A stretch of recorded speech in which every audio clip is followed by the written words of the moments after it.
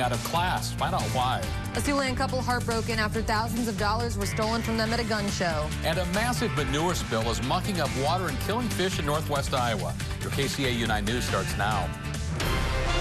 We are Siouxland proud. This is KCAU 9 News at 10. And thanks for being with us this evening. I'm Tim Seaman. And I'm Sophie Erber. President Joe Biden says he wants all United States troops out of Afghanistan by September 11th. The announcement made just this afternoon already, causing concern on Capitol Hill. And some lawmakers are uneasy that the move will create a space for terror groups to reorganize. KCAU 9 Washington correspondent Kelly Meyer reports in tonight's top story at 10. It's time to end America's longest war. President Joe Biden plans to bring all American troops home from Afghanistan by September 11th, 20 years after the attack that sparked the war. Our presence in Afghanistan should be focused on the reason we went in the first place, to ensure Afghanistan would not be used as a base from which to attack our homeland again. The president delivered the news from the same room President George W. Bush used to announce the beginning of the war. He says he spoke with the former president ahead of his decision. We're absolutely united in our respect and support for the valor, courage, and integrity of the women and men of the United States Armed Forces. While lawmakers I talked to here on Capitol Hill want the war to end, they think it's a bad idea to leave Afghanistan entirely. Without sustained pressure on these terror groups, they reform, they rebuild, and then they try to kill Americans. Florida Republican Senators Marco Rubio and Rick Scott are worried about allowing space for the resurgence of terrorist groups. Hopefully the president is talking to our allies to make sure that that's not going to happen. Biden has his head in the sand about Afghanistan. South Carolina Republican Lindsey Graham says he tried to meet with President Biden last month to encourage him to leave a presence in the region.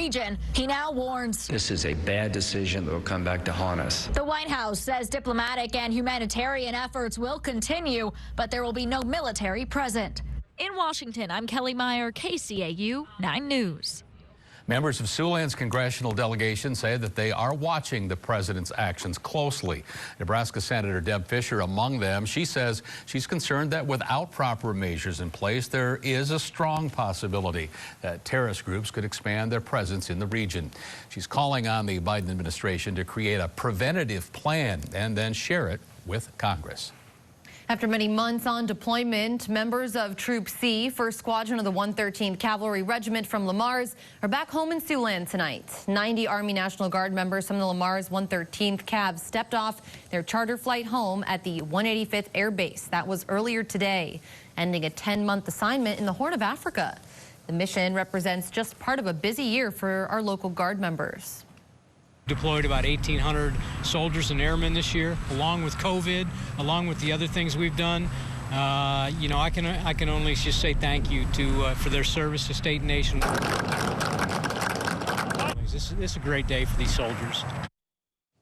Siouxland Guard members also spent many days helping clear debris after a derecho flattened parts of Iowa over the summer.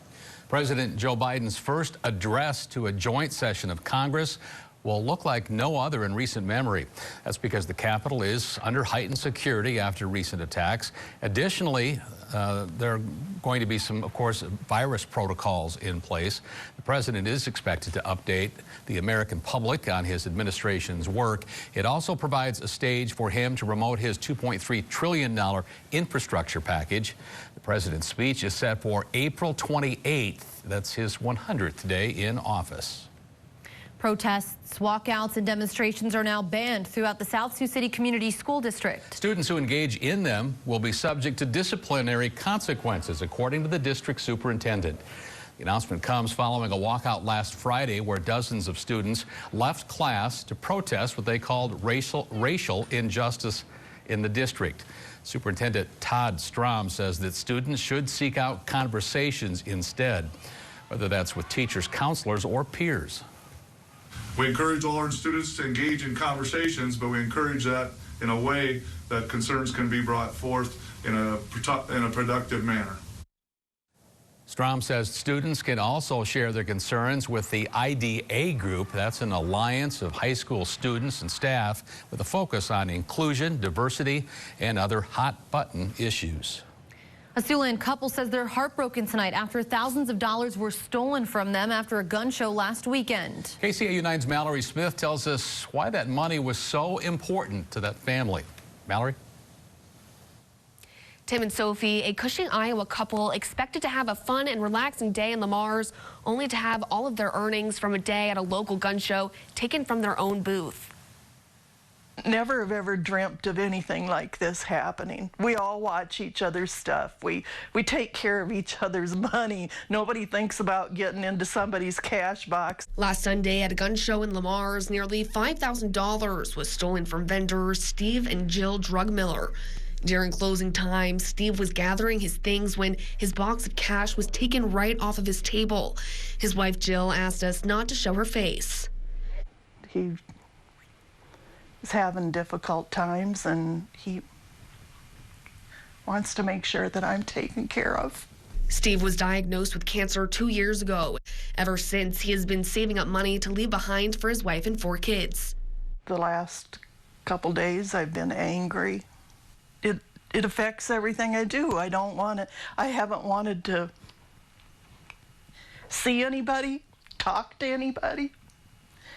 And I was really surprised when my husband expressed those same feelings. Jeremy McClure is an officer with the Sioux City Police Department. He says there hasn't been any record of theft at gun shows in the Sioux City area, but there are some things for vendors to keep in mind for this weekend's show. Obviously, an event like that creates plenty of opportunity for thieves to strike, so just be extra vigilant while you're there. Thieves know that this is a good opportunity to distract you and get access to that cash box, so keep it locked, keep it somewhere safe, and try to keep an eye on it at all times. The Drugmillers asked for the money to please be returned to the Sioux City Police Department. They emphasize no questions will be asked. The family is working on starting a GoFundMe so people can help out and donate. We'll have that link up on our website. That's SiouxlandProud.com. Mallory Smith, KCAU 9 News. A massive manure spill is mucking up water and killing fish in northwestern Iowa tonight. A worker at a Rock Rapids dairy farm is admitting to spilling several 100,000 gallons of manure today when an irrigation unit became stuck. The liquid manure flowed through fields, eventually reaching Mud Creek. That's where DNR staff found dead minnows, bullheads, and other fish. Crews are working to get that spill stopped. And a Nebraska woman who received the Johnson & Johnson vaccine remains in critical condition following her development of blood clots 2 weeks after getting the shot. Doctors at the Nebraska Medical Center in Omaha say she had a stroke. Health officials tonight still investigating whether or not the 48-year-old woman's blood clots are linked to the vaccine. Doctors who are treating her say the case suggests they are. After the Nebraska case and 5 others were reported, federal officials launched and called for a review along with a pause in distribution. Of course, other brands of COVID-19 vaccines are still in circulation, and access to them is actually getting easier every day here in Siouxland. That's right. The Dakota County Health Department is now hosting a walk-in clinic set for this Saturday. It'll be at the College Center building that's in South Sioux City. The clinic will get started at 10 in the morning and run through 1 that afternoon. Pre-registration is recommended, but it's not required. Wildfires remain a concern here in Siouxland. This shed charred tonight after a resident burning a pile of brush saw the flames spread out of control. Sergeant Bluff firefighters were able to save that building. Damage was limited, but firefighters say it is another reminder that conditions remain dry in our area. Well, after a year of remote work, one local nonprofit is getting back to business and face-to-face. Big Brothers, Big Sisters of Siouxland held an in-person recruitment for mentors at Western Iowa Tech Community College today. It's a move their director of marketing calls refreshing. To see when that nonprofit will be recruiting next, you can take a look at this story. It's a digital exclusive you'll find on our website. That's SiouxlandProud.com, or also look for it on the KCAU 9 News app. And the 23rd Face-Off for Charity event benefiting Boys and Girls Home looks a bit different this year. The on-ice dinner with the Musketeer players is canceled, and a sports memorabilia auction is being held online. It features several hockey sweaters hand autographed by former Musketeer players, some of which have gone on to the NHL. Meals and overnight stays, along with some other one-of-a-kind items, also are included. Bids can be made through this Sunday. The address right there on your screen. I heard that was a good event, so I'm hoping it returns in its full form next year, but at least still for a good cause. And Scott, overnight in the weather department, an interesting story of it's spring, but it feels more like late winter. That's right. Of course, that benefit helps out the Muskies and the Boys and Girls Home face off for charity. But yeah, we aren't going to see any ice on the area lakes or anything like that tonight, but it certainly kind of feels like hockey weather out there. Pretty cold as we check things out on the Ho Chung Center camera in downtown Sioux City, overlooking the Hard Rock Hotel and Casino. In the top right-hand corner of your screen, you might be able to make out a crescent moon, also shining above. Here's the almanac in Sioux City. The temperature today rising to 50 this afternoon. Pales in comparison to what we should see this time of year. The typical high for today is 62. Low temperature this morning at 26. And it looks like tonight we're going to repeat some pretty chilly temperatures, relatively speaking, again by April standards. Our temperature outside is 40 right now with wind from the north at 10 miles per hour with relative humidity at 65%. The dew point indicated at 29. Temperatures are in the 30s and 40s here across the upper Midwest. It's 37 in Mason City, 39 degrees in Lincoln, Nebraska, 40 in Sioux Falls, and 36 is the current temperature. A nice way to close out the weekend there. It'll actually be close to average for a change. 57 the high temperature on Monday as some showers look to move through during the evening, and high temperatures look to struggle next week, only between 50 and 60 degrees, so sticking to the cooler end of average. Gonna need that jacket for a while.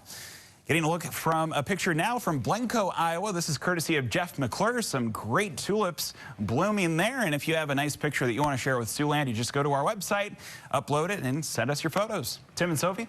All right, thanks a lot, Scott. Well, a new bill is making its way to the desk of Iowa Governor Kim Reynolds. How it impacts animal activists and livestock producers coming up. But first, the influx of migrants at the border is impacting our court systems. What a Texas attorney has to say about that situation. That's next. You're watching KCAU 9 News with Tim Seaman, Sophie Herber, Chief Meteorologist Scott Larson, and Sports Director Jake Jones. This is KCAU 9 News at 10. A Texas attorney tonight says that the influx of migrants is putting a strain on court systems along our southern border. And it's affecting court access for migrants and citizens alike. Salvador Rivera reports. Migrant children continue to arrive in San Diego from other parts of the country, mostly from Texas, where children are literally being dropped over the border barrier. All these children and their families are seeking asylum, cases that could impact court systems throughout the country, and especially the border region. We're talking about an issue of bottleneck. Attorney Justin Sizemore worries courts, especially family courts, are going to experience a backlog. The major issue that we foresee potentially happening, because with COVID, a lot of the courts were shut down for 8, 12 months. And so for domestic family issues regarding child support, visitation and access, and child abuse, those courts are already very backlogged. We need to start the discussion now because, for example, in family courts, in many cases, you're over a year to a year and a half out for a divorce or child custody case. So you can imagine when you couple that with DFPS and Family Protective Service issues. Sizemore believes more planning, conversation, and consideration between our country and those south of the border needs to take place. I'm not pretending that I have walked a mile in these shoes, so I don't want to project that in any way. In any situation where you have an influx like this, it's never perfect. And it's no one's fault other than it's a lot of speed and a lot of momentum happening all in a small space, and that creates that bottleneck. That's Salvador Rivera reporting. A third Siouxland governor is denying a federal request to accept migrant children. Governor Kristi Noem of South Dakota today saying South Dakota won't be taking any illegal immigrants from the Biden administration. Her message to migrants, quote, "Call me when you're an American." Iowa and Nebraska's governors have also declined to accept migrant children. Iowa lawmakers for the fourth time have approved restrictions aimed at animal activists. The latest bill stops them from seeking to document animal abuse at livestock farms. The bill did receive bipartisan support in both chambers and is likely to be signed by Governor Kim Reynolds. Another law did pass last year, allowing someone to be charged with criminal trespassing for entering a food operation without consent. Time to turn to sports. Jake was with us a couple days ago and talked football. What do you have tonight, Jake? Well, it's football. Yeah. So, you know, buried the lead a little bit there. The Dordt football team prepared to make history this weekend. Hear from the defenders on their upcoming first playoff game. Still to come after the break.